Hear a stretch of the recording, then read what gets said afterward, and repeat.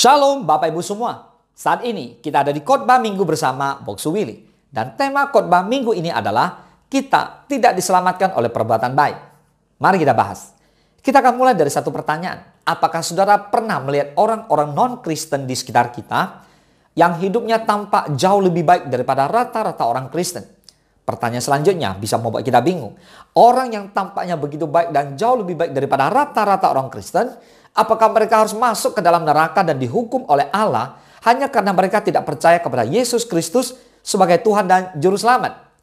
Lalu bagaimana pula dengan orang-orang Kristen yang kesalehannya mungkin nampak dari luar kalah dibandingkan dengan mereka?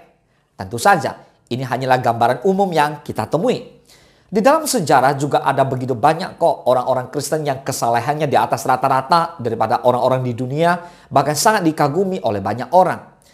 Tetapi secara umum kita bisa mengatakan dan mengakui bahwa ada orang-orang non-Kristen yang terlihat lebih baik sikapnya, karakternya daripada rata-rata orang Kristen. Nah, hari ini kita akan menanyakan sebuah pertanyaan yang berkaitan dengan hal tersebut. Apakah ada orang yang diselamatkan karena berbuat baik? Mari kita lihat. Tampaknya tidak adil kalau misalnya ada orang yang berbuat baik lalu tidak diselamatkan. Dan ada orang yang kelihatannya begitu santai di dalam perbuatan baik, ternyata diselamatkan hanya karena percaya kepada Tuhan Yesus. Mungkin hal itu sekilas tampak tidak adil. Tetapi izinkan saya menerangkan dari firman Tuhan ini bahwa perbuatan baik seperti apa yang dituntut oleh Allah kita.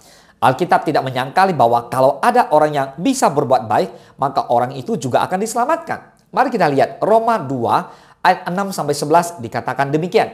Ia akan membalas setiap orang menurut perbuatannya, yaitu hidup kekal kepada mereka yang dengan tekun berbuat baik, mencari kemuliaan, kehormatan, dan ketidakbinasaan. Tetapi murka dan geram kepada mereka yang mencari kepentingan sendiri, yang tidak taat kepada kebenaran, melainkan taat kepada kelaliman.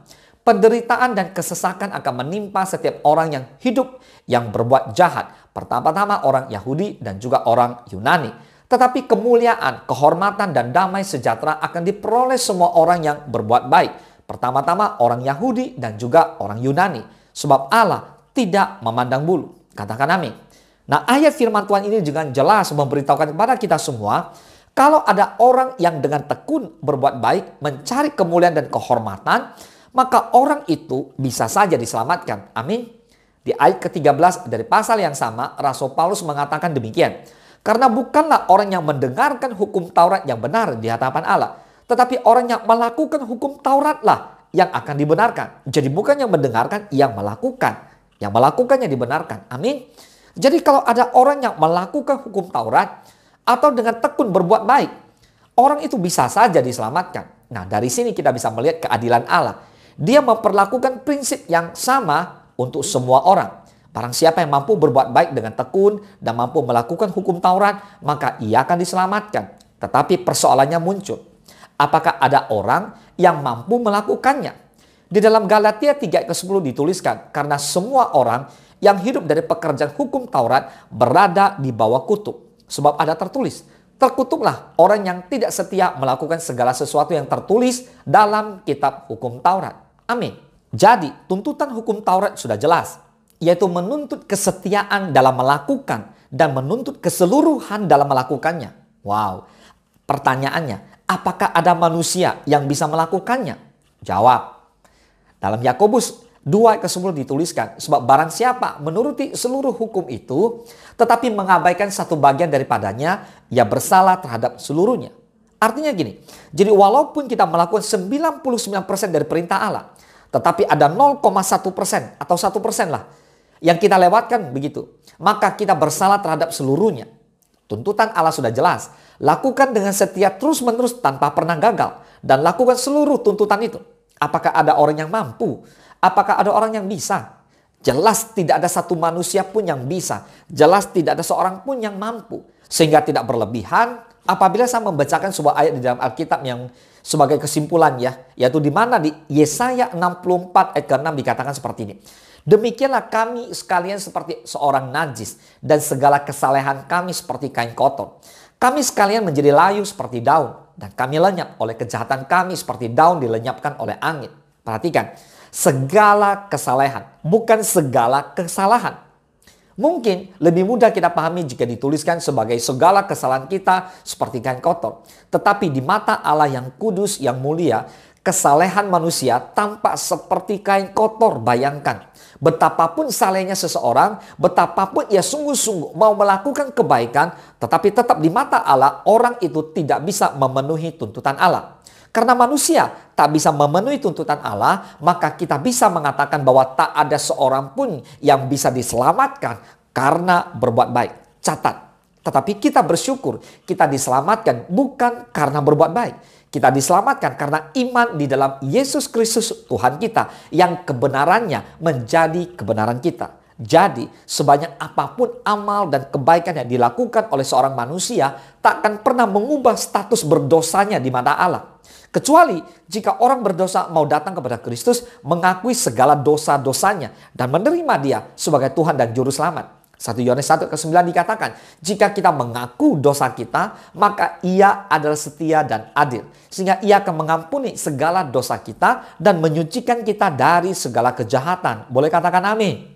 So kita harus menerima Kristus sebagai Tuhan dan Juru Selamat. Serta percaya bahwa kematian Kristus di atas kayu salib adalah untuk menebus dosa-dosa kita. Sehingga kita memiliki status yang baru. Bukan lagi sebagai seteru Allah, melainkan diangkat sebagai anak-anak Allah. Inilah yang menjadi titik tolak seseorang untuk menerima keselamatan. Sebab siapa yang ada di dalam Kristus, ia adalah ciptaan baru. Amin. Yang lama sudah berlalu. Amin. Sesungguhnya yang baru sudah datang. Katakan amin. Lalu setelah diselamatkan dan hidup sebagai manusia baru, arah dan tujuan hidup manusia pun menjadi baru. Yaitu tertuju kepada Kristus dan tidak lagi berpusat pada diri sendiri. 1 Yohanes 2:6 dikatakan, barang siapa mengatakan bahwa ia ada di dalam Dia, ia wajib hidup sama seperti Kristus telah hidup. Boleh katakan amin.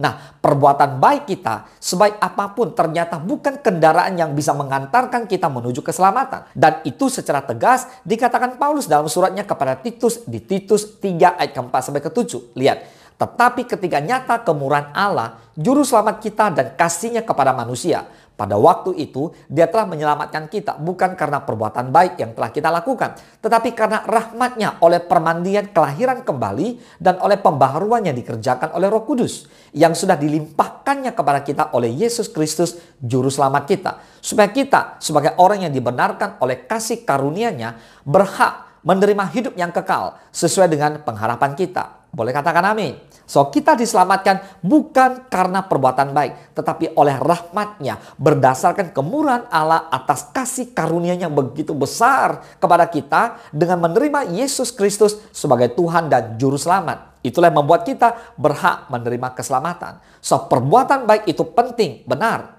Tetapi perbuatan baik itu tidaklah menyelamatkan. Berbuat baik adalah sesuatu yang secara otomatis seharusnya kita jalankan ketika kita bertobat dan menerima Yesus sebagai Tuhan dan Juru Selamat kita. Hanya perbuatan baik bukan sumber keselamatan, melainkan merupakan buah roh. Seperti tertulis dalam Galatia 5 ayat 22 dan 23 yang hidup di dalam kita ketika kita menjadi orang percaya. Nah, dalam Titus 3 ke-5 disebutkan bahwa perbuatan baik itu tidak mendatangkan keselamatan. Tetapi perhatikan pula bahwa dalam Yakobus 2 ayat kedua ada ayat yang berkata begini. Kamu lihat bahwa iman bekerja sama dengan perbuatan-perbuatan. Dan oleh perbuatan-perbuatan itu iman menjadi sempurna. Katakan amin. Jadi perbuatan baik yang merupakan buah roh merupakan satu dari perbuatan nyata dalam melakukan firman. Dan itulah yang kemudian akan menjadikan iman kita sempurna. So keselamatan hanya ada di dalam Kristus. Dan itu diberikan cuma-cuma sebagai bentuk rahmat atau kasih karunia Tuhan Yesus kepada kita semua. Keselamatan merupakan rahmat Tuhan yang diberikan lewat Yesus Kristus. Perbuatan baik bukanlah sarana utama untuk mendapatkan keselamatan kekal, tapi merupakan buah dari keselamatan. Karena itu, mari membuka hati kita untuk menerima Yesus sepenuhnya yang akan membawa kita kepada keselamatan kekal. Lalu jadilah pelaku-pelaku firman yang di dalamnya penuh dengan perbuatan baik kepada sesama kita tanpa terkecuali sebagai wujud daripada buah keselamatan kita. Boleh katakan amin. Mari kita bersatu dalam doa. Bapa di dalam surga, terima kasih Tuhan. Kami bersyukur, kami belajar bahwa kami diselamatkan bukan karena perbuatan baik, tapi karena Yesus Kristus, Tuhan dan Juru Selamat kami. Bapa, kami bersyukur karena kami di dalam Yesus, kami adalah ciptaan baru. Kami mengalami hidup yang baru. Sepatutnya kami melakukan perbuatan baik, tapi perbuatan baik itu bukan sumber keselamatan, tapi Yesuslah sumber keselamatan. Tapi perbuatan baik itu adalah buah daripada keselamatan yang kami dapatkan daripada Yesus. Bapa, terima kasih, berkati firman Tuhan, berkati semua orang mendengarkannya, supaya lebih banyak orang diselamatkan. Buat mereka sadar bahwa perbuatan baik, itu seharusnya setiap anak Tuhan lakukan. Tapi bukan itu yang menyelamatkan, tapi Yesus yang menyelamatkan. Sudah seharusnya kami dibaharui oleh Roh Kudus, maka hidup kami penuh dengan buah-buah roh, dan kami selalu berbuat baik kepada siapapun yang ada di sekitar kami. Terpujilah nama Tuhan. Hanya di dalam nama Tuhan Yesus kami berdoa dan kami mengucap syukur. Haleluya. Mari Bapak Ibu semua yang diberkati oleh firman Tuhan pada hari ini, bersama-sama kita katakan amin. Selamat hari Minggu. Tuhan Yesus memberkati.